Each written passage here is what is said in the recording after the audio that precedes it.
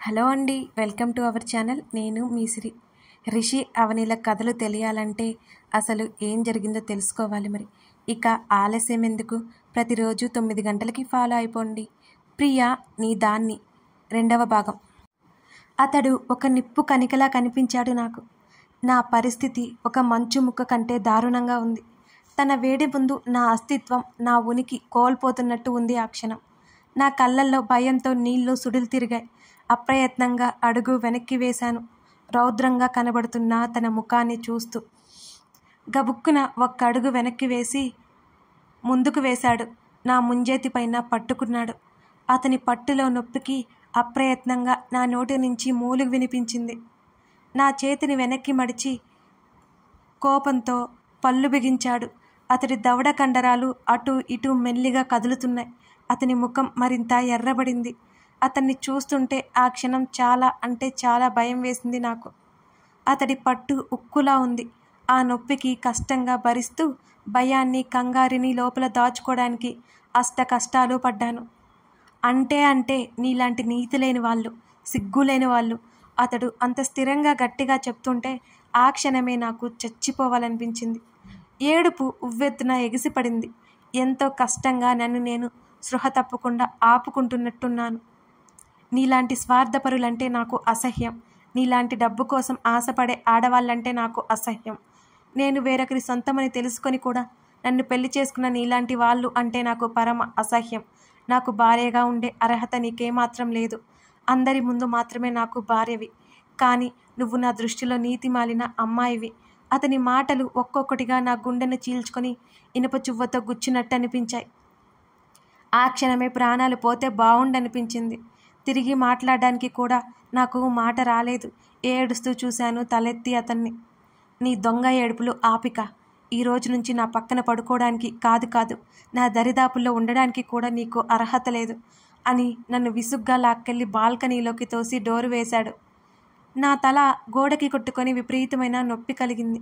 అసలు ఏం జరుగుతుందో కూడా నాకు అర్థం కాలేదు. కాసేపటికి నా తల గిర్రున తిరిగిపోయింది. ఒక్కసారిగా కళ్ళ ముందు అంతా కటిక చీకటి కనిపించింది. కాసేపటికి కానీ సర్దుకోలేకపోయాను నేను. అసలు నేనేం చేశానని ఇతడు ఇన్ని మాటలు అంటున్నాడు? బాల్కనీలో ఒక మూలన ఏడుస్తూ కూర్చున్నాను. వాళ్ళే కదా నాకు బలవంతంగా పెళ్లి చేశారు. అలాంటిది నేనేదో డబ్బు కోసం చేసుకున్నట్టు మాట్లాడతాడేంటి? తల పట్టుకుని సరిగ్గా కూర్చొని నన్ను నేను సంభాళించుకోవడానికి ప్రయత్నం చేశాను. మోకాళ్ళ మధ్య తల ఉంచి అలాగే వెక్కిళ్ళు పెడుతూ ఉన్నాను. ఇది ఎవరి తప్పు కాదు, నా దురదృష్టం. నా మీద నాకు ఒకానొక రకమైన విరక్తి కలిగింది. ఎంతలా అంటే ఆ క్షణాలు నా ప్రాణాలు గాలిలో కలిసిపోతే బావుండు అనిపించింది. అతడి విపరీత మాటల ధోరణి భరించలేకపోయాను నేను. నా వ్యక్తిత్వాన్ని అసహ్యించుకోవడానికి, అవమానించడానికి అతడు ఎవరు? ఈ క్షణం అతని పట్ల విపరీతమైన ద్వేషం కలిగింది నాకు. నా ఊసి పనికిరానప్పుడు అసలు నన్ను ఎందుకు పెళ్లి చేసుకున్నాడు? ఇంట్లో వాళ్ళు బలవంతం చేస్తే చేసుకోవడానికి అతనేమైనా చిన్న పిల్లవాడా? అంతేకాక అతడు ప్రేమించిన అమ్మాయి కూడా ఉంది.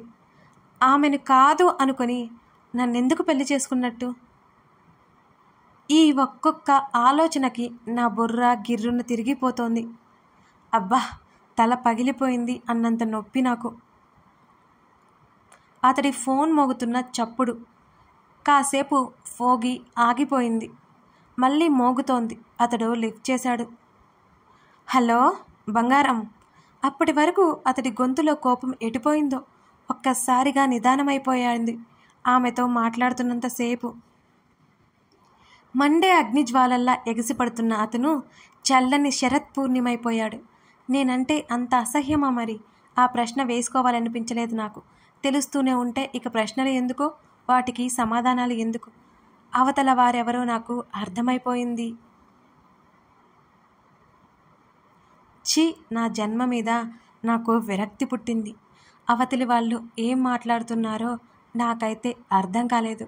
కానీ ఉంది, నిద్రపోతుంది అతను అంటున్నాడు. ఆ మాటలు నా గురించే అని అర్థమయ్యాక జిగుప్స కలిగింది. నా గురించి ఆమెకు కూడా తెలుసన్నమాట. ఎంతటి వైపరీత్యం ఇది! అతడు కోపంగా ఉన్నా విరక్తిగా ఉన్నా నాకేం పట్టదు. కానీ ఆమె కావాలనుకున్నప్పుడు నన్ను పెళ్లి చేసుకోకూడదు. నేను వద్దనుకున్నప్పుడు ఆమెతో అయినా ఉండాలి.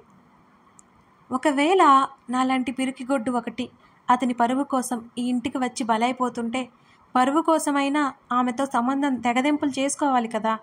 అతడు ఏ ఒక్క పని చేయలేదు. రహస్య సంబంధం కూడా కొనసాగించలేదు. అందరికీ తెలిసేలా చేస్తున్నాడు. ముఖ్యంగా నాకు తెలిసేలా. అసలు ఇతడి ఉద్దేశం ఏమిటి? మళ్ళీ అంతలోనే అతని మాటలు. నేను రేపు ఉదయం వచ్చేస్తాను. రిషి మాట్లాడుతున్నాడు. ఆమె ఏమందో నాకు తెలియదు. కానీ అలా అనొద్దు బంగారం. నేను ఖచ్చితంగా వచ్చేస్తాను. నిన్ను చూడకుండా ఉండలేను అని అతడు ఎంతో దీనంగా బ్రతిమాలుకుంటున్నాడు. ఎంతైనా ప్రియురాలు కదా, ఆ మాత్రం బ్రతిమాలకుండా ఎలా ఉంటాడు? ఒక ఆడదాని కోసం మగవాడు ఇంత దీనస్థితికి దిగజారుతాడా? అంతలోనే నా సంస్కారాన్ని నా అంతరాత్మ తట్టిలేపింది. నేను అనవసరంగా ఆమె గురించి మాట్లాడుతున్నానేమో అనిపించి నాలో ఏదో మూల అపరాధభావం ఏర్పడింది. ఆమె గురించి నాకు అనవసరం. నాకు నేను చెప్పుకున్నాను. అతన్ని ఒకప్పుడు ఇష్టపడిన నా మీద నాకు సిగ్గుగా ఉంది, అసహ్యంగా ఉంది. ఇతని రూపం చూసి ఇతడు మంచివాడనుకొని దాదాపు 2 సంవత్సరాల పాటు ఆరాధించాను. అతడిని చేరుకోవాలని ఎంతో తపన పడ్డాను. అతడి జీవితంలో లేకపోయినా అతనిని ఆరాధిస్తూ బ్రతికేయచ్చు అని అనుకున్నాను. కానీ నా ప్రేమకు అతడు అర్హుడే కాదు. నా జీవితం మీద నాకు విరక్తి పుట్టింది. కనీసం చావాలి అన్నా కానీ నా తమ్ముడు అనే బంధం నన్ను ఆపుతోంది. నాకంటూ లోకంలో ఉంది వాడొక్కడే. వాడి కోసం నేను ఈ జీవితాన్ని భరిస్తాను. నవ్వుతూ కష్టాలన్నీ ఎలాగో అధిగమించేసి దుఃఖాన్ని లోపల దాచేసి ఎలాగో అలా బ్రతుకుతాను. నా జీవితంలో ఎలాగూ నాశనం అయిపోయింది. వాడైనా సంతోషంగా ఉండాలని నా ఆశ. కాసేపటికి బాల్కనీ డోరు తెరుచుకుంది.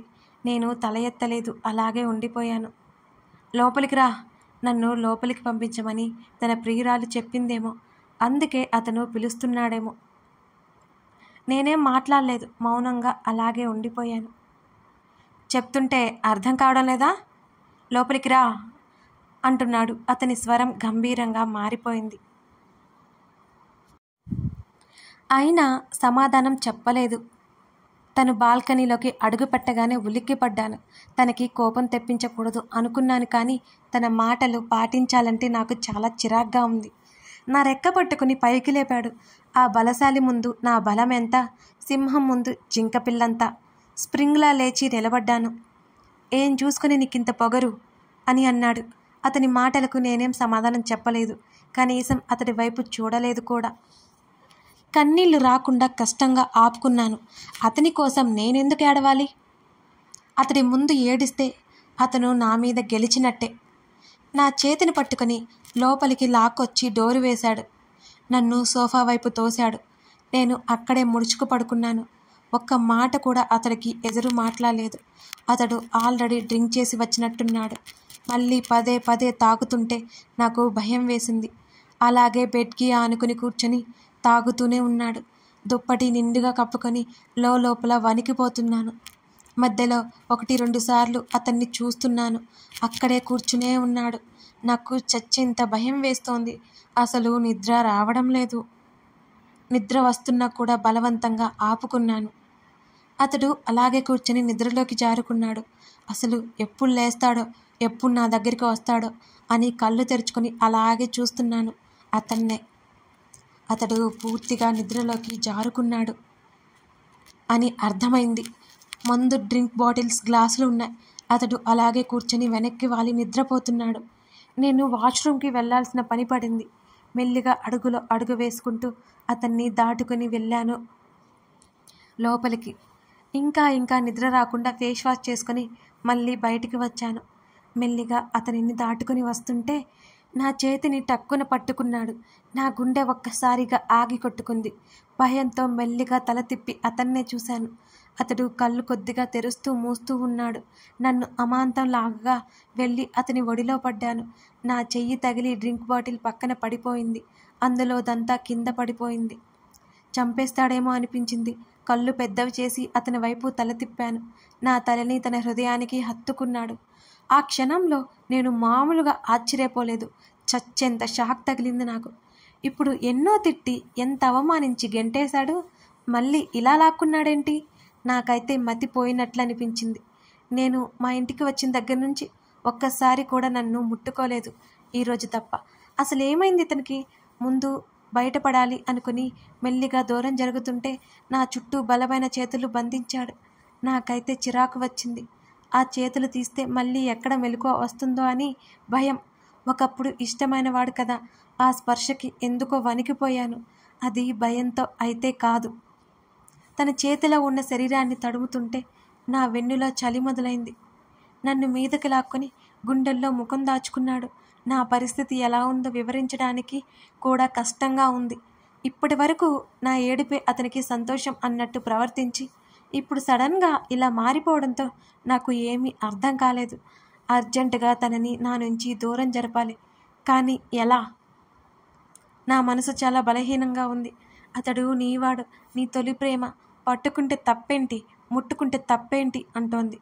అతని చుట్టూ చేతులు వేయాలి అనిపించింది నాకు. ఆ ఆలోచనకి నాకే చిరాగ్గా తోచింది. అతడి భుజాలు పట్టుకుని మెల్లిగా దూరం జరగడానికి ప్రయత్నం చేస్తున్నాను. అతడు చేతులు వదిలి చేశాడు. హమ్మయ్యా అనుకుంటూ మెల్లిగా లేచాను. నా అడుగులు అక్కడే ఆగిపోయాయి. నా చీర పట్టుకున్నాడని తెలియగానే ఒక్క క్షణం ఒళ్ళు జలధరించింది. మెల్లిగా భుజం మీద వెనక్కి తిరిగి చూశాను నేను. కానీ నా చీర చెంగు అతడి కింద పడిపోయింది. ఒక అడుగు కూడా ముందుకి వేయలేకపోయాను. అదెలా తీసుకోవాలో నాకు అర్థం కాలేదు. డ్రెస్సులు వేసుకుందామంటే అవేమీ లేవాయా ఇంట్లో. నా కోసం ఎన్నో చీరలు నగలు తెప్పించారు. ఆ ఇంటి కోడలిగా పరువు నిలబెట్టాలి కదా మరి. నా బట్టలన్నీ అక్కడ ఒక్కటి కూడా లేవు. నా ఆలోచనలన్నీ పక్కకు నెట్టి అతని నుంచి ఎలా తప్పించుకోవాలో అని చూస్తున్నాను. అతడు కాస్త పక్కకు వెళ్ళి కదిలాడు. చీర గబుక్కున లాక్కున్నాను, కానీ అది రాలేదు. అతడు కదిలాడు. భయంతో బిగుసుకుపోయాను. అతడి స్వరం విసుగ్గా వచ్చింది. హృదయానికి 2 చేతులు అడ్డు పెట్టుకొని గుటకలు మింగుతూ నిలబడి చూస్తున్నాను. ఎందుకు విసిగిస్తున్నావు? రమ్మంటే పారిపోతావు. ఇంకొకసారి పదే పదే పారిపోయావంటే నాకే కట్టేసుకుంటాను అని కళ్ళు మూసుకుని చెప్పగానే గుండెలు అదిరాయి నాకు. అంత ఏసీ గాలిలో కూడా ఒళ్ళంతా చెమటలు పట్టాయి. ఇప్పటి వరకు తిట్టి ఇతనేంటి ఇలా మాట్లాడుతున్నాడు? తన ముఖం వంక పరీక్షగా చూశాను. ఎంత చక్కని ముఖం! కలిసి ఉన్న కనుబొమ్మల నుంచి కోటేరుగా ఉన్న ముక్కు, ఒత్తుగా ఉండి నుదురు మీద పడుతున్న జుత్తు. ఈ రూపం నా గుండెల్లో నిలిచిపోయింది ఎప్పటి నుంచో. అంతలోనే నన్ను ఎవరో కొట్టినట్టుగా ఈ లోకంలోకి వచ్చి పడ్డాను. అతని రూపం చూసి ఇతని మాయలో పడిపోకూడదు. ఇతని రూపం ఎలా ఉన్నా ఇతని వ్యక్తిత్వం మాత్రం ఏం బాగోలేదు. తప్పు చేస్తూ ఆ తప్పుని సమర్థించుకునే వ్యక్తి ఇతను. ఇతని గురించి నేను ఆలోచించడం ఏంటి? రమ్మని చెప్పేది నీకు కాదు అంటూ ఆ కొంగు పట్టుకొని లాగగా తన మీద పడిపోయాను. ఒక్కసారిగా ఒళ్ళంతా భయంతో కంపించిపోయింది. ఆ భయం అతడికి దగ్గరగా వచ్చినందుకు కాదు, నేను ఇలా ఉంటే కళ్ళు తెరిచి చూశాక ఇంకేం నిందలు వేస్తాడేమోనని. ఊపిరి బిగబట్టి అలాగే కూలబడ్డాను. ఇంత దగ్గరగా ఒక వ్యక్తికి ఉండడం ఇదే మొదటిసారి. నేను ప్రేమించినవాడు కావడంతో మనసు గతి తప్పింది. ఇంతలోనే అంతరాత్మ చెంప మీద చాచి పెట్టి కొట్టినట్టయింది. గబుక్కున పైకి లేచి బలమంతా ఉపయోగించి చీరను లాక్కున్నాను.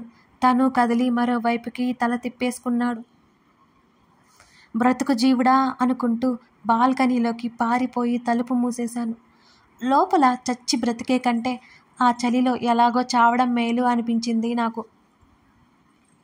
అతని కోసం ఎన్ని విరహగీతాలు పాడాను, అతడిని ఎంతగా వలపించాను, అతడితో ఎన్ని కలలు కన్నాను, అతనితో ఎన్ని ఊహలు చేశాను, అతనితో ఎన్ని ఊసులాడుకున్నాను నాకే తెలుసు. ఇప్పుడు కూడా అదే అతని కౌగిలిలో ఉంటే సర్వం మర్చిపోయినట్టు అనిపించింది. నా మీద నాకే విరక్తి కూడా వచ్చింది. అదే సమయంలో నన్ను చీకొట్టిన నా వ్యక్తిత్వాన్ని తప్పుపట్టిన వ్యక్తి మీద ఇలాంటి ఆలోచనలేంటి? కానీ తప్పట్లేదు నాకు. ఆ బాల్కనీలో ఆ చలిలో చీర చెంగు కప్పుకొని ముడుక్కుని పడుకున్నాను. ఉదయాన్నే ఎండ పడే వరకు నాకు మెలకువ రాలేదు. మెల్లిగా తలుపు తెరిచి గదిలోకి అడుగుపెట్టాను. చాలా ఆలస్యమైపోయిందని అర్థమైంది. అతని నడుము చుట్టూ టవల్ కట్టుకుని మరొక టవల్తో తల తుడుచుకుంటూ డ్రెస్సింగ్ టేబుల్ మిర్రర్ వైపు చూస్తూ ఉన్నాడు. కథ కొనసాగుతోంది. Thank you for watching this video. Rishi అవనిని ఎందుకంత అసహ్యించుకుంటున్నాడు? ఆమెను ఎందుకంత బాధిస్తున్నాడు? అవనికి రిషితో బలవంతంగా ఎందుకు పెళ్లి చేశారు? ఆ పెళ్లికి అవని ఎందుకు ఒప్పుకుంది? రిషి అంత అవమానిస్తున్న అవని ఎందుకు ఇంకా దగ్గరే ఉంది? రిషి ఫోన్లో మాట్లాడే బంగారం ఎవరు? ఆమె మూలంగా అతను అవనిని భార్యగా స్వీకరించలేకపోతున్నాడా? అవని తొలి ప్రేమ ఎవరు? రిషి చెప్పే మాటలు అవని అంగీకరిస్తుందా, తిరస్కరిస్తుందా? ఈ ప్రశ్నలన్నిటికీ సమాధానం తెలియాలంటే తర్వాత భాగం మిస్ అవ్వకుండా చూడండి. Thank you.